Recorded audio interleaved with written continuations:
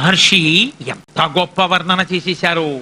ఊరు వేగోద్ధత వృక్షాముహూర్తం కపిమన్వయం ప్రస్థితం దీర్ఘమధ్వానం స్వబంధుమివ బాంధవాహ. ఆయన వెళ్ళిపోతున్నప్పుడు ఆయన తొడల వేగానికి ఎన్నో సంవత్సరముల నుంచి బాగా ఏపుగా పెద్ద కాండంతో పెరిగిపోయినటువంటి చెట్లు అవలీలగా పైకి లేచిపోయి ఆయనతో పాటుగా వెళ్ళి కొంత దూరం, ఆ తర్వాత ఇక వెళ్ళలేక సముద్రంలో పడిపోయి అన్ని చెట్లు ఒక్కసారి సముద్రంలో పడి ఇలా కొమ్మలు కనపడి మెల్లిమెల్లిగా ఇక కొమ్మలు కనపడకుండా సముద్రంలో మునిగిపోతున్నాయి. ఆకాశంలో వెళ్ళిపోతున్నటువంటి హనుమ మీద రంగురంగుల పుష్పములు అభిషేకం జరుగుతోందా అన్నట్టుగా పడుతున్నాయి. ఆ సముద్రం మీద వెడుతుంటే మహర్షి అంటారు, పిభన్నివ బవౌ చాపి సౌర్మిమాలం మహార్ణవం పిపాసు రివచాకాశం దదృశేష మహాకపి. ఆకాశంలో ఆయన ఇలా వెళుతుంటే ఒక్కసారి చెప్పాడుగా జాంబవంతుడు, పరాహి సర్వభూతానాం హరూమన్యాగతిస్తవ అన్నాడు. నువ్వు ఆకాశంలో వెడుతుంటే సమస్త భూతములు లేచి నిలబడి నమస్కరిస్తాయన్నాడు. మహర్షులు, యక్షులు, గంధర్వులు, కిన్నెరులు, కింపురుషులు, దేవతలు అందరూ ఆకాశంలోకి వచ్చి నిలబడ్డారు. ఏమి ఆశ్చర్యకరమైనటువంటి ప్రయాణం! ఆధారం లేని ఆకాశంలో 100 యోజనముల సముద్రాన్ని గడిచి వెళ్ళడానికి మహానుభావుడు బయలుదేరి వెళ్ళిపోతున్నాడని ఆశ్చర్యంతో చూస్తున్నారు ఆయన సముద్ర గమనాన్ని. ఆకాశాన్ని తాగేస్తున్నారా అన్నట్టుగా ఉన్నారు. తస్య విద్యుత్ ప్రభాకారం వాయుమార్గానుసారిణం నయనే విప్రకాశేతే పర్వతస్థా వివానలం. ఆయన్ని ముందు నుంచి చూస్తే ఆ 2 కన్నులు మెరిసిపోతూ ఎలా ఉన్నాయంటే, పచ్చటి కన్నులు హనుమవి. ఆ పచ్చటి కన్నులు ఎలా ఉన్నాయంటే, కటిక చీకట్లో ఒక కొండ మీద నిలబడితే చాలా దూరంలో ఉన్నటువంటి చీకట్లో ఉన్న పర్వత శిఖరానికి అటు ఇటు 2 గుహలుంటే ఆ 2 గుహలలో 2 నెగళ్ళు అంటే 2 అగ్నిహోత్రాలు వెలుగుతుంటే ఎలా ఉంటాయో ముందు నుంచి చూసినప్పుడు ఆయన 2 కన్నులలో ఉన్నటువంటి ఆ తేజస్సు అలా ఉంది, అలా కనపడుతున్నారు.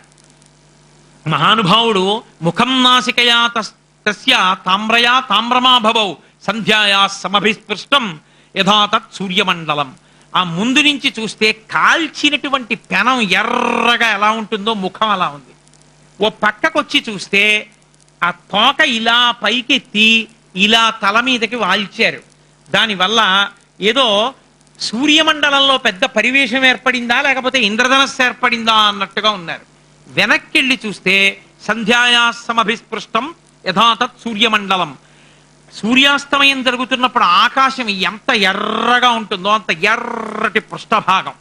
ఒక కొండ 2గా బ్రద్దలైతే ఎలా ఉంటుందో అలా 2గా బద్దలైనటువంటి కొండ.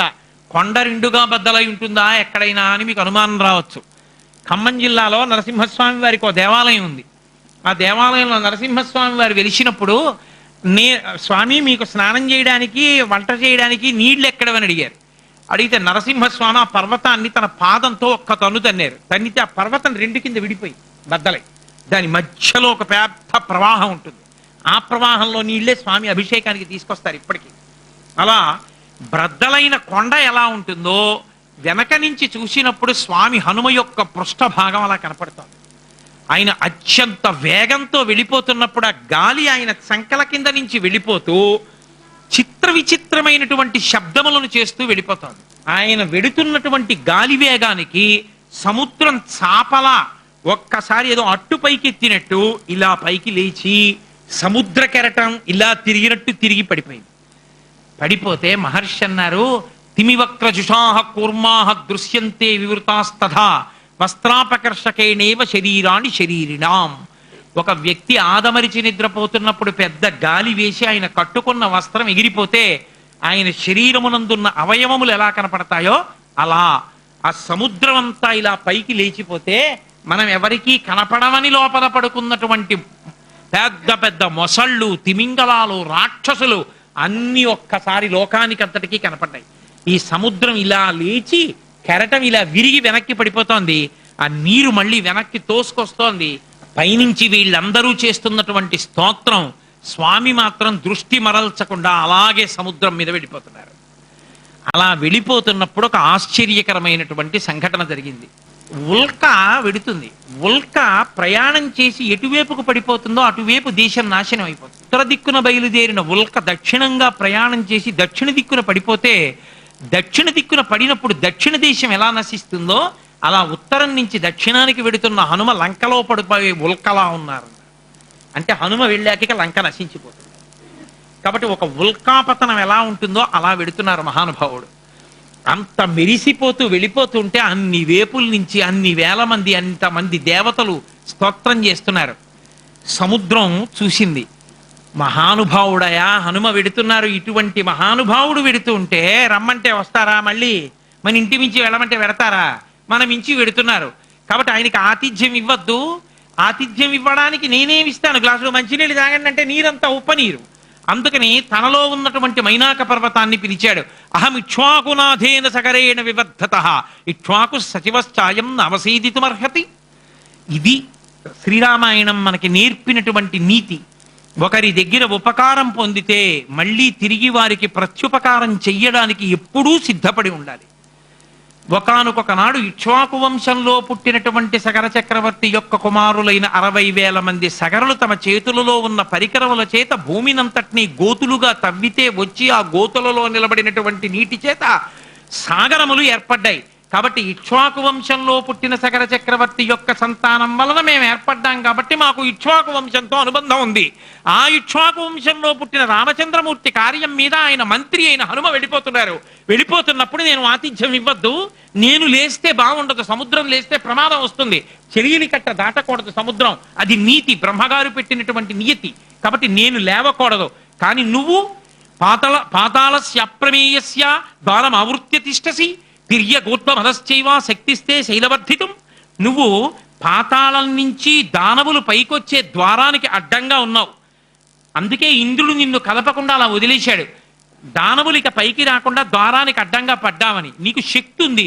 తిర్యగూర్ధమదశ్చైవ, నువ్వు పైకి పెరగలవు, పక్కలకి పెరగలవు. కాబట్టి నువ్వు పెరుగు ఓ మైనాక పర్వతమా, బంగారు శిఖరములున్నాయి నీకు, నీ మీద చెట్లున్నాయి, తేనె పట్లున్నాయి, పళ్ళున్నాయి, కాయలున్నాయి. ఆయన వానరం సంతోషిస్తారు, దిగుతారు, సంతోషించి కాస్త 4 కాయలు పళ్ళు తింటారు. అటువంటి మహానుభావుడికి ఆతిథ్యం ఇవ్వద్దు, లే పైకి అని వెంటనే ఒక మాట ఉంది, కర్తవ్యము కృతం కార్యం సతాం మన్యుముదీరయేత్. లోకంలో మహాత్ములైన వారు కూడా కోపం తెచ్చుకుంటారు. ఎందుకు వస్తుందో తెలుసా మహాత్ములకి కోపం? చెయ్యవలసిన పని చెయ్యడం కాదు, చెయ్యవలసిన పని చెయ్యవలసిన సమయంలో చెయ్యాలి. దేశకాలముల యందు కాలము తెలియకుండా ప్రవర్తించిన వారి పట్ల మహాత్ములు ఆగ్రహిస్తారు. ఏ సమయమునకు ఏది చెయ్యాలో ఆ సమయమునకు అది చెయ్యాలి తప్ప ఒక సమయమునందు చెయ్యవలసినది వేరొక సమయమునందు చేస్తే. ఆయన వెళ్ళిపోయిన తర్వాత లేస్తావా, లేచి రెండంటావా, వెనక్కి వస్తారా ఆయన కదిలిపోయిన తర్వాత?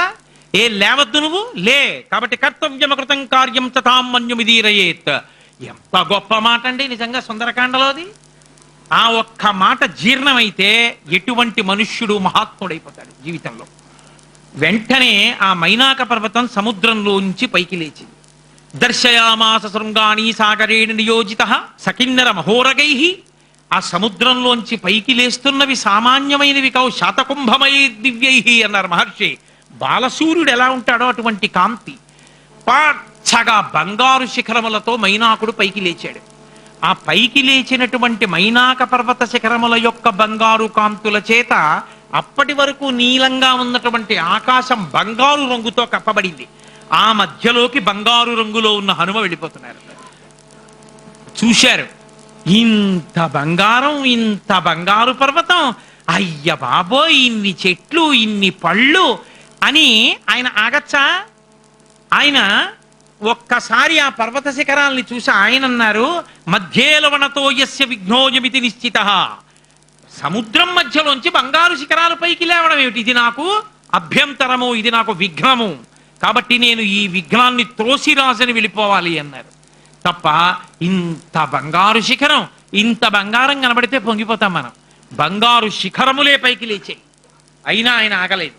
పురసాపాతయామాస జీమూతమివ మారుత, తన వక్షస్థలంతో కొడితే పర్వతము చూర్ణములై కింద పడిపోయింది.